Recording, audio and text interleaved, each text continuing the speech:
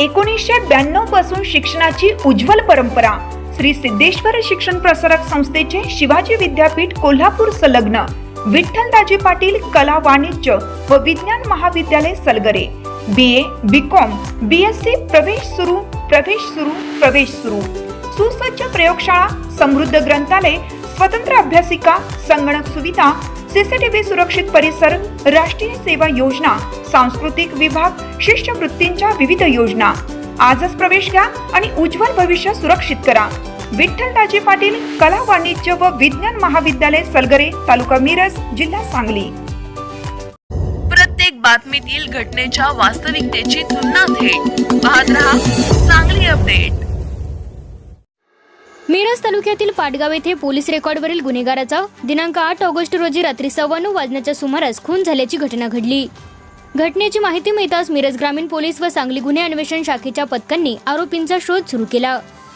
आरोपी हे दंडोबा डोंगर परिसरात लपून बसल्याची माहिती गुन्हे अन्वेषण शाखेच्या पथकाला मिळाली। पोलीस पथकाने या ठिकाणी कारवाई करत तिघांना ताब्यात घेतले।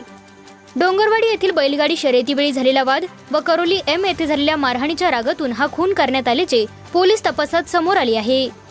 अटक करण्यात आलेल्या तिघा आरोपींना न्यायालयासमोर हजर केले असता त्यांना 14 ऑगस्ट पर्यंत पोलीस कोठडी देण्यात आली आहे। ज्ञानेश्वर उर्फ माऊली राजेश उर्फ साहेबराव पाटील वय वर्ष 27 राहणार पाटगाव तालुका मिरज असे मयत व्यक्तीचे नाव आहे। ज्ञानेश्वर उर्फ माऊली पाटील हा पोलीस रेकॉर्डवरील गुन्हेगार असून त्याच्या विरुद्ध मिरज ग्रामीण पोलीस ठाण्यात विविध गुन्हे दाखल आहेत। या खून प्रकरणी पोलिसांनी अक्षय पांडुरंग माने वय वर्ष 30 राहणार योगेवाडी तालुका तासगाव, सर्वेश सूर्यकांत देशमुख वय वर्ष 19 राहणार करोली M तालुका मिरज, विकी उर्फ धनराज मधुसूदन पवार वय वर्ष 23 राहणार करोली M तालुका मिरज या तिघांना अटक केली आहे।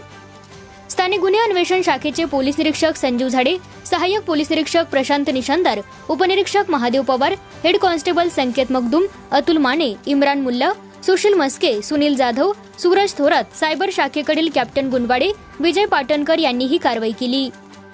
खुनाची घटना घडल्यानंतर पोलीस उपनिरीक्षक महादेव पवार यांच्या पथकातील पोलीस कर्मचारी मगदूम, माने, मुल्ला, मस्के यांना माहिती मिळाली की खून प्रकरणातील आरोपी हे दंडोबा डोंगर परिसरातील डाकोबा खिंड परिसरात लपून बसले आहेत।